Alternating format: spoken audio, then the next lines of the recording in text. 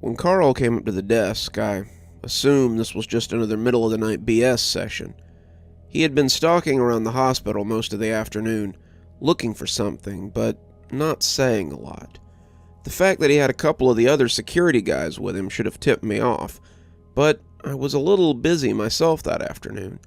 We'd had a doctor quit suddenly, and they'd asked me to fix the schedule as I moved the hospitalist schedule around to cover.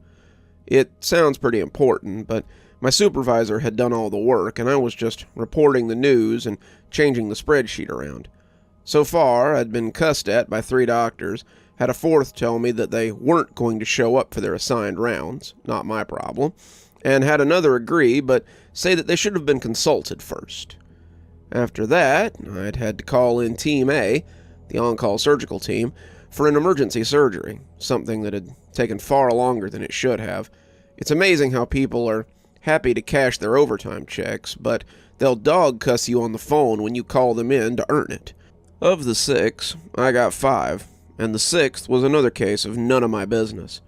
I'd called and left messages, and if they got fired over it, then hey, that had nothing to do with me. It was about 1 a.m., and I was settling in for some YouTube drama with a favorite channel of mine, when Carl came slowly to the desk. The look he had was speculative, but a little worried that he might be on that list of people who were about to lose their jobs. "What's on your mind, Carl?" I asked, when he didn't come right out and say it, instead leaning on the counter like a bird on a wire. "I need to know if you saw somebody come in and leave today, at least since you've been here." My desk was near a major entrance, so my seeing someone wouldn't be outside the realm of possibilities. "Sure, who was it?" "A bald guy, light red scrubs, wearing black leather sandals. He was clean-shaven, and his eyes are the clearest blue I've ever seen." I furrowed my brow, thinking over it, but not needing to think too hard. Red scrubs were not a color assigned with any department that I was familiar with, so somebody in any color of red would have stood out. Sandals would have caught my eye too, since the hospital required all employees to wear closed-toed shoes. The man's description would have definitely stood out, and I shook my head, telling him I hadn't seen anyone like that. "Can you come by the office when you get off?" He didn't seem like he wanted me to, but he needed me to see whatever he was seeing. "Sure," I said, feeling a little weird. "What is it, Carl? Usually you're more than happy to tell me what's going on." He didn't seem to know what he just wanted. "I don't want you to go in with expectations, I guess. I want your opinion without you knowing much about it. After you tell me what you think, I'll tell you what I know. Deal?" I nodded, telling him that sounded fine. I had 5 hours to think it over, and by 6 a.m., when my relief staggered in with a yawn and a fresh Starbucks coffee, my curiosity was piqued. I came down to the ER where Carl had his security office. The office was a cramped little room that held 1 person comfortably and 3 people regularly. How they had gotten those 2 desks inside without building them in there was beyond me, but they took up all the wall space that wasn't the door frame. Even then, you had to turn sideways and shimmy between the edges of the desks, and 2 or 3 more honey buns, and Carl might have to call for the jaws of life some night. The walls were a scrawl of pictures and schedules and memes and random other things, pinned to the 6 huge corkboards that took up 2 walls, the other 2 being plexiglass so the officers on duty could look out into the ER, the epicenter of trouble most nights. One of the desks had an ancient CCTV monitor on it, and that was where I found Carl. "Have a seat," he said, leaning over to open a folder with 5 different videos in it. "What's this about, Carl?" I asked. The last 5 hours had my mind wandering over 100 different scenarios, and I was curious as I had ever been. "Just watch," he told me. "If you recognize the guy, I need to know if he came in, and especially if he left." "Carl, I told you I hadn't—" I know, but I want your honest opinion here. I'm a little freaked out by this guy, and I just want to know what you think of him. I want to know if he's something spooky or not." "I got it then." Carl thought the guy might be a spook or something, and he wanted me to take a look and tell him it wasn't so. He wanted me to laugh and say that, oh, that was old so-and-so from whatever department, and call him a goose. He wanted to be sure that this wasn't supernatural, that it was a flesh and blood human, and that it was something he could catch. Even if it was flesh and blood, I wasn't sure he would want to catch it. Just take a look, Carl said, and started the video before stepping back. It was a scene from the 3rd floor, and I realized it was where the Code Blue had taken place earlier. Code Blues weren't uncommon, but this one had resulted in a death, and it stood out. It was far from the first time I had called a code on someone who died, but it always kind of sticks with you. I tried to remember which room it had been that I had called it for, and when the guy in the red scrubs came out, I realized he was leaving the exact room I was trying to remember. 312's door was closed, but as the man came out, he pulled the door shut behind him and hurried off down the hall. From the moment I saw the guy, I knew something was off. The scrubs he wore looked hand-stitched, the lines standing out on the fabric like an accusation. His head was smooth-looking, and I thought I saw a little gleam as he walked beneath the lights. His face was equally as smooth, and his facial features looked oddly flat, like stickers someone had put on a doll. The whole appearance looked unnatural, but as his eyes looked up at the camera, I found myself trapped by those orbs as they swam in his face. I hadn't wondered how Carl knew that he had blue eyes until I caught sight of them. The CCTV footage was in black and white, but the man's eyes were crystal blue on the monochrome screen. How? I asked, but I couldn't think of how to end it. I suppose the question was still valid, nonetheless. I don't know, Carl said, but I've crawled over the camera footage and I can't figure out how he came into the room. I can't seem to find out when he came into the hospital, or when he left either. Hell, he never even exits the stairwell. I've checked the camera for every floor it connects to, and the roof. The man goes into the stairwell door and just disappears. I rewound the video, watching the strange man come out again, but his exit seemed as unnatural as he was. It was clear that Carl suspected he had something to do with the Code Blue, but his gait, his appearance, everything about him was so artfully at ease. He wasn't hurrying, wasn't rushing, and seemed to think getting caught was an impossibility. That's not all, though, Carl said, reaching over as he queued up another video. This is from the Code Blue a couple of days ago, the death on the day shift. This one was a different angle. The bubble lens showed the 4 North hallway and the nurses at their station. It was around noon and the food carts were still moving up and down the hall as lunch was being served. The man stepped out, his image blocked by a food cart for half a second, before he walked up the corridor and had a camera. A moment later, all the nurses were scrambling towards the room he'd walked out of, but it seemed weird that none of them had acknowledged him as he came by. Cashmere Hospital was big, but it was still a down-home hospital. Most everybody got a nod or a wave when they saw someone they knew, but no one had looked up to wave or say hey to this guy.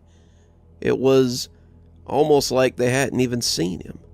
You see, Carl said, he came out and then the Code Blue came not long after.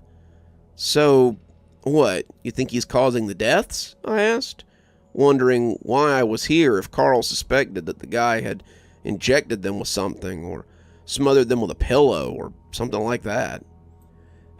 That's just it, Carl said exasperatedly. All the deaths are completely natural.